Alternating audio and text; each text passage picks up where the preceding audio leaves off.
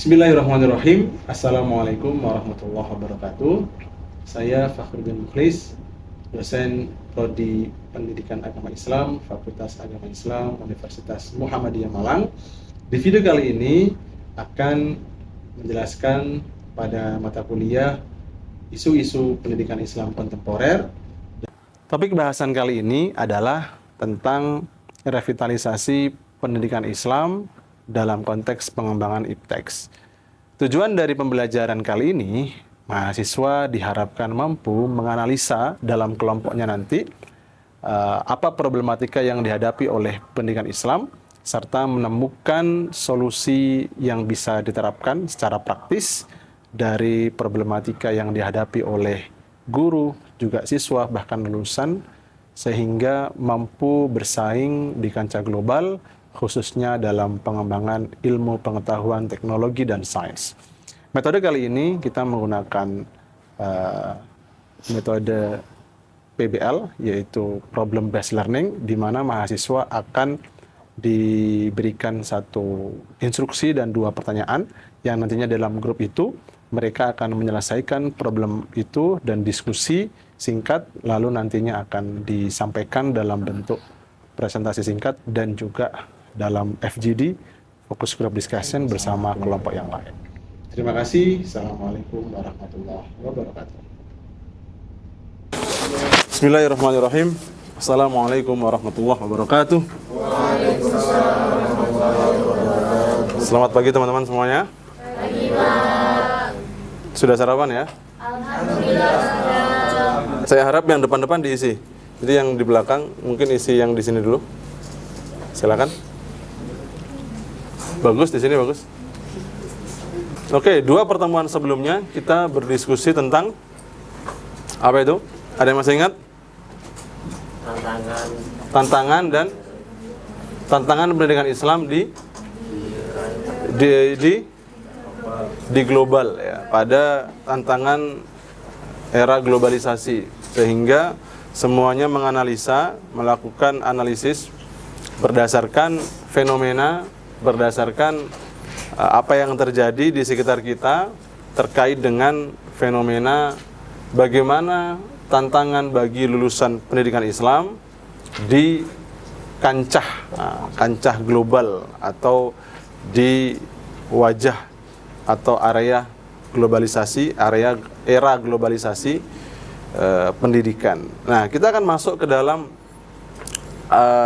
wacana baru, yaitu bagaimana pendidikan Islam dilakukan atau melalui tahapan revitalisasi. Sebelum kita bahas apa itu revitalisasi, ada yang tahu? Ada yang mau ngasih pendapat? Revitalisasi, vital, berarti katanya apa ini? Vital ya. Nah, revitalisasi itu berarti apa? Kalau ada sasi, biasanya itu adalah sebuah usaha atau proses atau tindakan untuk itu berarti apa? Kembali. Sehingga revitalisasi adalah apa, Taufik? Supaya untuk meningkatkan kualitas. Meningkatkan vital itu apa sih vital? Inti. Bagus, penting, apa lagi? Jadi upaya untuk menjadikan pendidikan Islam memiliki pengaruh yang penting, yang inti, apa lagi itu? Dalam konteks pengembangan IPTEX. Jadi banyak fenomena bahwa seiring berkembangnya IPTEX, agama tidak lagi diindahkan. Islam, dalam hal ini pendidikan Islam, tidak lagi menjadi penting, ya kan? Mungkin banyak sekali kalau kita melihat ini ya, apa itu namanya, contoh animo masyarakat dalam memilih prodi misalnya. Kalau di sebuah kampus yang paling ramai itu biasanya apa? IT, ya kan? Informatika, apa namanya? Teknik. Kalau kita ngelihat UMM saja, itu yang paling ramai teknik. Yang kedua, bidang manajemen, keuangan, bisnis, dan lain sebagainya. Baru setelahnya yang lain-lain, pertanian, FAI. Ya. Yang paling agak sepi di mana? Misalnya seperti program studi yang fokus ke satu mata kuliah misalnya. Apa itu? Atau satu aspek mata pelajaran di sekolah. Pendidikan matematika, pendidikan Pancasila. Bahasa Inggris masih ramai karena skill bahasa Inggrisnya. Bahasa Arab juga masih stabil lah. Tapi kalau pendidikan Pancasila, ya, apalagi itu matematika itu semakin berkurang. Karena apa? Mungkin orang berpikirnya tidak ke pendidikan Islamnya. Berpikirnya adalah benefit setelah lulus, ya kan? Kita sudah berdiskusi dulu tujuan pendidikan Islam itu apa? Apa tujuan dari pendidikan Islam, ya kan? Bukan sekedar mencari materi, tapi orang berpikirnya ya yang faktual aja ya, yang realistis aja ya. Orang kuliah, orang berstudi pasti inginnya kan mendapatkan kehidupan yang layak di masa yang akan datang kan? Nah, yang akan dipikirkan adalah itu. Oke. Pendidikan Islam memiliki peran penting dalam menghadapi tantangan kontemporer. Apa tantangannya? Era disrupsi. Disrupsi itu apa sih? Disruption era. Apa definisi dari disruption? Hah? Disrupsi itu apa? Ini siapa yang suka diskusi di organisasi itu ada nggak sih? Yang hobinya diskusi di organisasi, yang hobinya berretorika, ada nggak ya? Apa disruption era itu? Perubahan. Sebuah era yang perubahannya sangat cepat, tidak terkontrol lagi. Jadi perubahannya sangat cepat, besok A, besok B, tidak ada kepastian. Ya. Hari ini mungkin kita kuliah masih tatap muka. Tapi seiring berkembangnya waktu sekarang 50-50, ada yang online, ada yang asinkronus, ada yang seperti ini. Dulu kerja mungkin mindsetnya adalah orang keluar rumah kan. Ya. Zaman sekarang, nah biasanya tetangga-tetangga itu, anak sampai ini kalau kok oma wae kan. Kok di rumah aja tidur, beli mie, nggak ngapa-ngapain. Padahal kerjaannya apa? Online kan? Nah, tantangannya adalah ada globalisasi, sudah kita diskusikan bagi lulusan pendidikan Islam, ada sekularisasi. Ini pengaruh Barat ya. Terhadap apa itu? Terhadap apa? Apa itu sekuler? Ya. Apa itu namanya? Khal'u al-umur ad-dunyawiyah minal umur al-ukhrawiyah. Jadi urusan-urusan duniawi itu dilepas dari urusan akhirat. Seolah-olah kita kerja itu nggak ada urusan akhiratnya itu. Kerja ya kerja aja kan. Padahal kita kerja kalau dalam Islam ada urusan ibadah nggak? Ada. Definisi ibadah itu hanya dibuat seolah-olah dalam aktivitas dalam masjid saja. Itu sekuler. Kalau pikiran Anda adalah mengatakan ibadah itu di mana sih? Hah? Kalau Anda mengatakan ibadah di mana-mana, alhamdulillah pikirannya masih sehat ya. Tapi kalau pikiran Anda, oh ayo kita ibadah, itu hanya terbatas dari satu atau dua aktivitas di dalam sebuah ruangan, dalam masjid dalam hal ini, maka pikiran kita sudah tersekulerkan. Jalan itu ibadah nggak? Anda jalan dari rumah ke kampus itu ibadah nggak? Seandainya nih, naudzubillah terjadi ya, tertabrak, kecelakaan, sakit terus wafat, meninggalnya dalam keadaan apa? Syahid enggak? Syahid itu. Tergantung niatnya. Kalau ke kampus inginnya agar outfitnya dilihat keren, ya itu udah lagi tuh. Ada kan? Ada kan? Berapa batiknya? Batik saya 5 juta ini. Kaos kakinya berapa? 7 juta. Kaos kakinya 7 juta ya. Nah, itu. Yang ketiga, modernisasi. Apa itu modernisasi? Perubahan gaya hidup dan pola pikir. Bagaimana peran pengembangan ipteks? Nah, dalam pendidikan Islam kita butuh pengembangan ipteks. Untuk apa itu? Untuk memperbaharui kurikulum. Ya. Kalau dulu siswa biasanya mendengarkan aja. Nah, dengerin gurunya ceramah aja. Classical method. Jadi metode klasikal yang mana guru hanya sebagai subjek. Ya. Sekarang berubah, murid menjadi subjek, aktif di kelas. Nah, butuh ipteks enggak? Butuh teknologi, butuh media sebagai penunjang. Yang kedua, meningkatkan kompetensi guru. Sekarang mahasiswa menggunakan chat GPT Pak kalau tugas. Wah, guru juga harus tahu nih. dosen juga harus upgrade dirinya, jangan hanya diam-diam saja. Menumbuhkan inovasi. Nah, inovasi-inovasi yang ada kita tumbuhkan sehingga anak-anak berperan aktif, ikut berpikir. Oh, jadi di ruang kelas tidak hanya guru yang mikir, ya, tapi siapa yang mikir? Semuanya. Guru menyiapkan bahan, pengajar menyiapkan bahan, murid-murid ikut berpikir. Jadi ada 3 aspek peran IPTEX dalam pengembangan pendidikan Islam. Apa tadi? Kurikulumnya diperbaharui, kompetensi guru ditingkatkan, serta menumbuhkan inovasi. Ya. Ada guru-guru yang sekarang banyak sekali jadi konten kreator, ya kan? Ya. Jadi kalau memang guru kita tidak dihargai, belum dihargai di Indonesia, kita harus punya yang terakhir. Apa itu?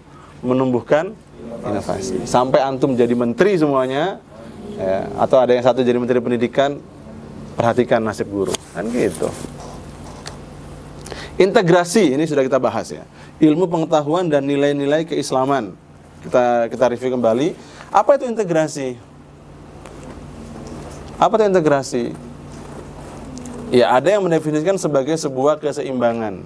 Kalau di Islam, di Muhammadiyah, tidak ada lagi perbedaan, ya, atau tidak ada lagi diskriminasi IPTEX terhadap agama. Agama selalu dilibatkan dalam hal etis dan lain sebagainya. Nah, di sini kita akan membahas tentang bagaimana keseimbangan ilmu pengetahuan dengan pendidikan Islam. Di Al-Quran itu kalau dibuktikan secara saintifik, ada yang bertentangan nggak? Ada nggak kira-kira? Semakin kita mendalami Al-Quran, maka akan semakin benar dan semakin banyak ilmu yang kita peroleh. Ya. Kalau ingin kita dalamin, misalnya ada nggak konsep dalam Islam yang teman-teman nggak setuju selain konsep poligami ya?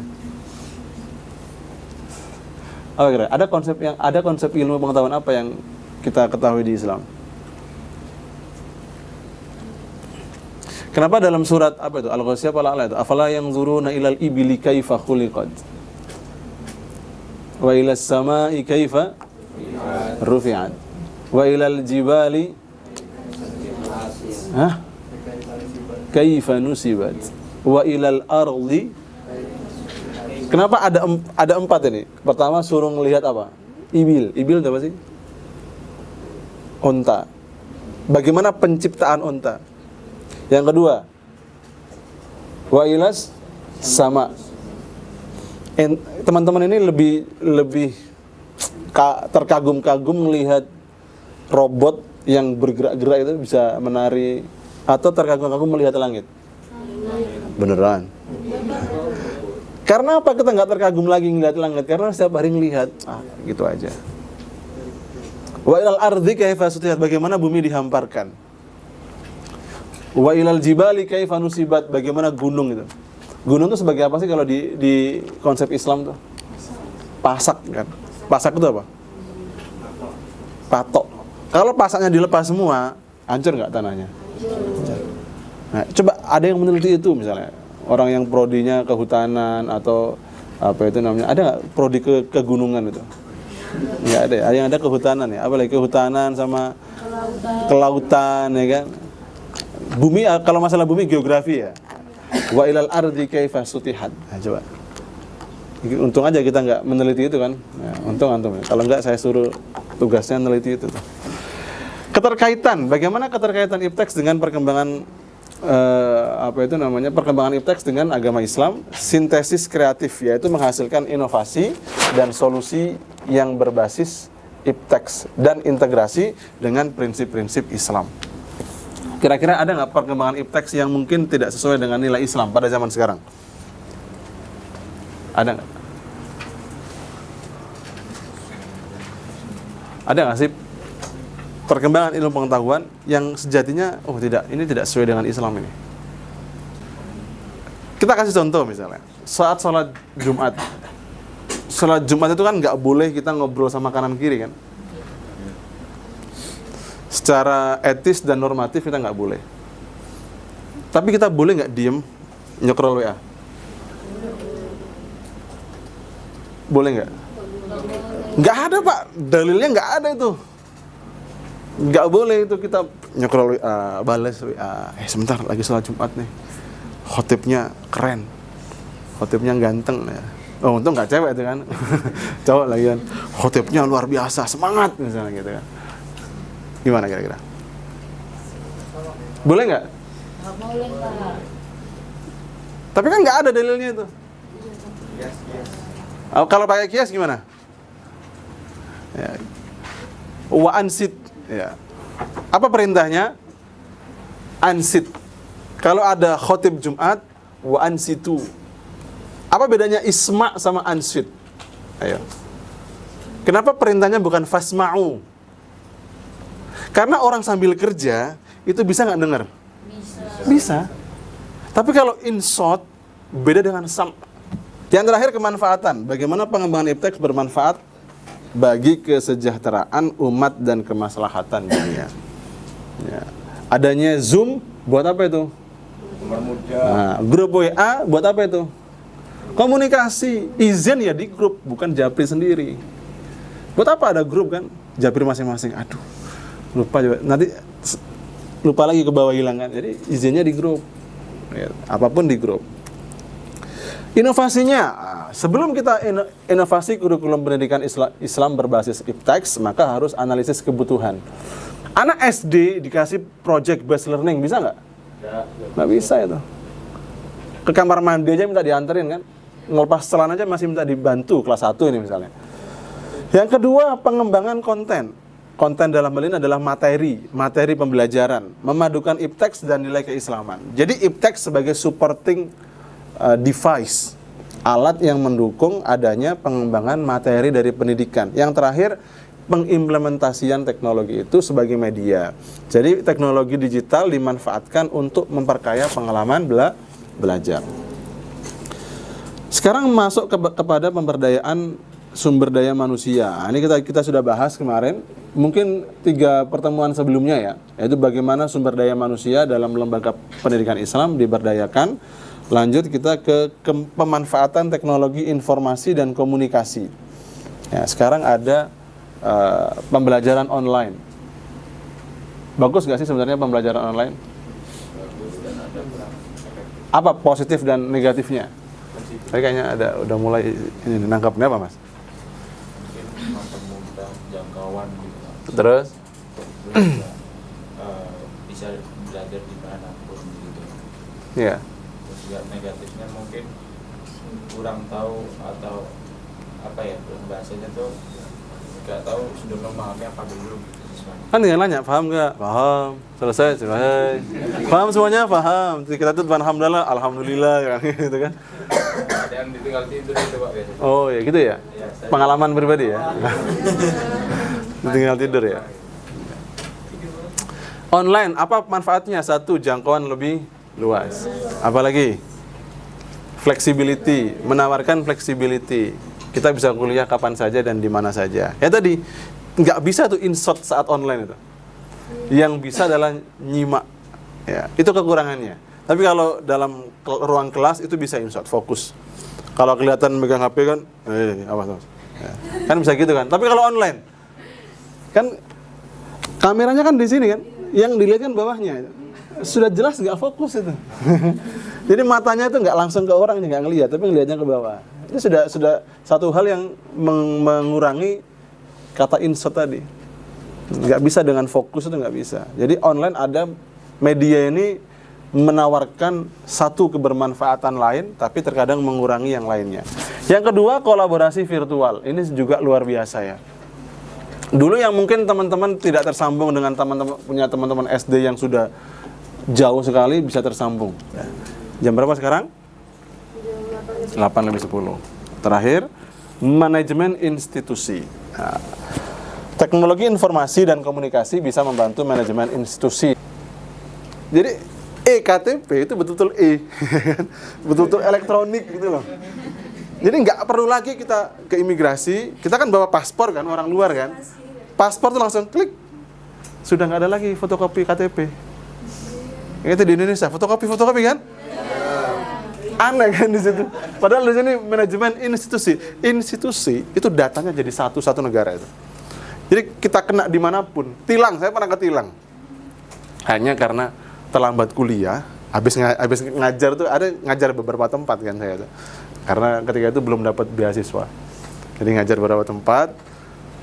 Kuliah saya 4:30. 4:30 tuh kayak setelah asar lah sampai maghrib. Karena terlambat, saya parkir motor sembarangan. Nah, motor saya tuh tinggal di-scan sama mereka, polisi itu klik. Langsung masuk ke email saya, surat tilang. Aduh, 50 ringgit. Aduh, 50 itu berapa ya? 150.000 ya? Aduh, ini makan seminggu ini hilang ini kan. Mahasiswa kan nggak punya duit kan ketika itu. Ini langsung ada email. Di kelas tuh baru nafas ngah-ngah itu belum hilang tuh ya. Sudah kena email tuh. Astagfirullah. Udah kuliah nggak tenang ya kayak gitu tuh. Jadi sistemnya tuh terintegrasi semua. Nah itu yang di sini. Di kalau sekolah kan enak ya misalnya ya. Ada anak ngelanggar, scan aja mukanya itu. Nah sini data. Ada anak berprestasi di scan. Kita kan nggak dapet di situ. Apalagi institusi besar seperti negara harusnya bisa. Ya kan? Karena apa? Anda daftar nomor handphone dengan apa? KTP kan? Ada NIK-nya kan?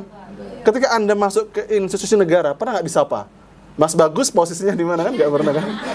Coba kenalkan diri Anda siapa? Nggak ada di situ. Nah, itu posisi kita, manajemen institusi itu. Kesimpulannya, revitalisasi pendidikan Islam membutuhkan integrasi. Nah, integrasi tadi, terintegrasi semuanya. Rekomendasi perlu adanya komitmen dari semua pemangku. Oke, saya kasih tugas di sini kita akan project based learning 8-15. Oke. Silakan berkelompok 5 orang. Mau saya buat kelompoknya atau 5 kelompok atau sendiri-sendiri. Buat sendiri apa aja ya?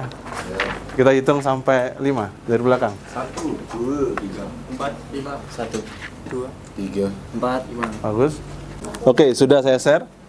Kelompok 1 indikator 1, kelompok 2 indikator 2, kelompok 3 indikator 3, kelompok 4 indikator 4, kelompok 5 indikator 5. Indikator 1 tentang konsep revitalisasi dan dalam kurikulum ya. Kalau kita melihat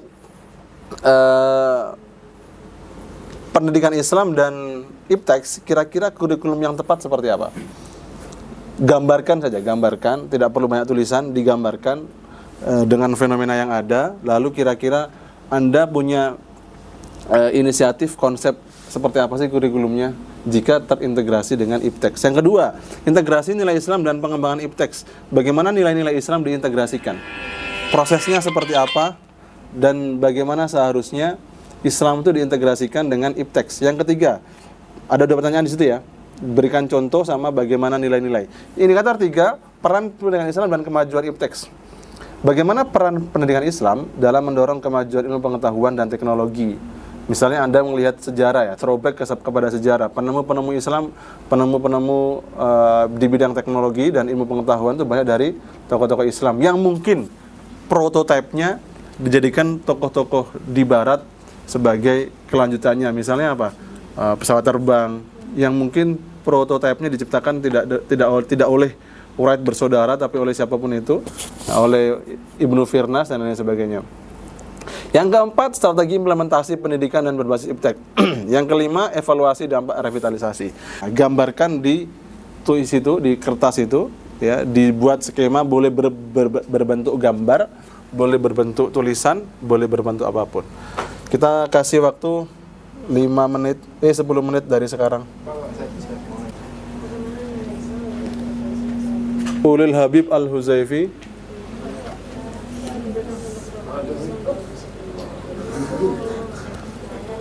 Salwa, Fendi, COE ya. Gede-gede, oke nggak apa-apa, sudah. Sambil ini ya, nyimak ya. Kita dengarkan dari kelompok 5. Silakan berdiri semuanya, nggak apa-apa. Sebelum kita melakukan revitalisasi pendidikan Islam dan IPTEX, kita harus menentukan tujuannya terlebih dahulu. Dan nanti kita evaluasi apakah tindakan kita itu sudah sesuai dengan tujuan yang kita rencanakan atau tidak. Langkah pertama yaitu penanaman esensi dari pendidikan agama Islam itu sendiri. Jadi nilai pendidikan Islam itu seperti apa kita tanamkan, contoh akidah. Jadi akidah di dalam keislaman siswa ini kita perkuat agar nantinya mereka tidak tergoyahkan dalam dalam hal ilmu pengetahuan maupun teknologi. Ini teknologi bagus sekali ya sebenarnya. Apalagi untuk sekarang yang lagi haji itu. Jadi haji sekarang jangan dikira setiap perusahaan travel itu mengembangkan satu aplikasi yang mungkin berlomba-lomba ya. Ada yang pakai apa itu namanya? Headset, sehingga aturan dan peraturan dan petunjuk haji itu semuanya bisa diikuti oleh jamaah yang awam, bisa apa itu namanya mendapatkan instruksi dari sana. Seperti kita ketahui bahwa banyak sekali teknologi itu kan sekarang diciptakan oleh orang-orang yang non muslim gitu. Banyak dari mereka yang mengambil ahli dan kendali di sana. Jadi tugas kita sebagai generasi baru, generasi muda yang nanti akan memegang kendali dunia, kita bisa memasukkan nilai-nilai Islam. Amin kan, Pak? Amin. Kayak misionaris ya. kita bisa menjadikan standar nilai Islam itu sebagai standar. Jadi bukan nilai Islam itu yang akan dicapai, tapi nilai Islam sebagai standar. Kalau dicapai kan berarti kita masih akan menuju ke sana, akan mengejar ke sana. Tapi ini adalah jadi suatu standar, maka semua orang akan mengikuti standar tersebut. Apa? Nah, makanya kita harus berlomba ngambil di sana. Misalnya apa kira-kira anak-anak? Aplikasi yang belum ada ya. Samara, pedoman misalnya untuk suami istri ya, untuk agar sakinah mawaddah warahmah. Untuk kelompok terakhir. Oke, sebelum kesimpulan ada pertanyaan? Tidak ada. Saya simpulkan misalnya yang sering agak miris ya. Kita kan misalnya satu institusi, satu lembaga di bawah, kalau yang swasta di bawah Kemenak, kalau yang negeri di bawah Kemendikbud ya. Misalnya, ini sebuah anganan saya ya. Anak yang lulusan SD itu kan punya raport kan. Raport itu kan ada di atas buku ya, buku raport. Dan tidak terintegrasi. Seandainya ada integrasi gitu. Jadi ada sistem yang mengatur ketika nanti dia masuk SMP, sekolah SMP itu sudah menerima data dari sekolah SD-nya. Oh, anak ini kelebihannya di sini nih. Oh, anak ini kekurangannya di sini. Oh, anak ini track record-nya di sini. Oh, anak ini dulu pas SD ngajak tawuran misalnya. Jadi recordnya ada, masuk ke daftar ke SMP, itu tinggal dia membawa nomor induk siswa yang dari SD itu masuk ke SMP, maka pendaftaran di SMP akan masuk. Oh, anaknya seperti ini. Kalau seandainya itu bisa terintegrasi, sekolah itu menerima bisa tahu itu kekurangan dan kelebihan anaknya. Oh, anak ini akan dimasukkan ke kelas ini. Jadi pengembangan kepribadian itu bisa berdasarkan data itu. Data itu bisa untuk meningkatkan misalnya kepribadian, kapabilitas, kemampuan, skill anak dan lain sebagainya. Sehingga lulusan kita bisa terakses. Biasanya kan kalau sekolah baru, kita cari bibit-bibit baru. Padahal datanya seharusnya sudah ada kan. Ketika masuk kampus, perlu adanya kegiatan-kegiatan untuk apa? Mencari talenta-talenta baru. Padahal harusnya kan talentanya sudah terrecord. Oh, dia pernah prestasi di 1, 2, 3. Maka revitalisasi pendidikan Islam ini membutuhkan integrasi iptek secara komprehensif. Ini yang harus digarisbawahi, di highlight. Komprehensif ya. Komprehensif itu apa sih? Menyeluruh. Dari mana itu? Dari tingkat yang paling atas, dari negara. Data siswa itu sudah terintegrasi. Misalnya kayak gitu. Untuk menghasilkan lulusan yang kompeten dan berakhlak mulia. Kalau sudah diketahui, misalnya sekolahnya negeri, yang tidak terfokus di bidang agama. Lalu ada anak daftar, background agamanya kurang. Pak, jangan daftar ke sini ya. Anaknya sepertinya problem di bidang agama. Saya sarankan di sekolah sebelah. Kan seperti itu harusnya. Jadi sekolah ini akan fokus kepada ini bla bla bla bla. Yang kita terima adalah anak-anak yang sepertinya tidak ada masalah dalam hal ini. Jadi dan Bapak pun seharusnya bisa juga mencari apa pendidikan yang seperti apa, yang bagaimana yang dibutuhkan anaknya. Orang tua seperti itu aksesnya. Nah, data itu harusnya ada. Kan sekarang nggak ada kan? Adanya di rapot aja kan? Coba daftar rapotnya mana? Scan, fotokopi KK. Fotokopi KK, fotokopi rapot, fotokopi ijazah. Dan itu hanya sekedar berkas, habis itu dikumpulkan, selesai dan hilang. Tidak ada record yang terintegrasi secara komprehensif. Rekomendasi, perlu adanya komitmen dari semuanya. Maka teman-teman nanti 10 tahun, 20 tahun lagi akan memegang tadi ya, kancah kekuasaan misalnya kan. Ada yang masuk politik, ada yang masuk ini macam-macam. Tolong ini untuk masa depan Indonesia, generasi emas, bukan generasi cemas. Terima kasih. Assalamualaikum warahmatullahi wabarakatuh.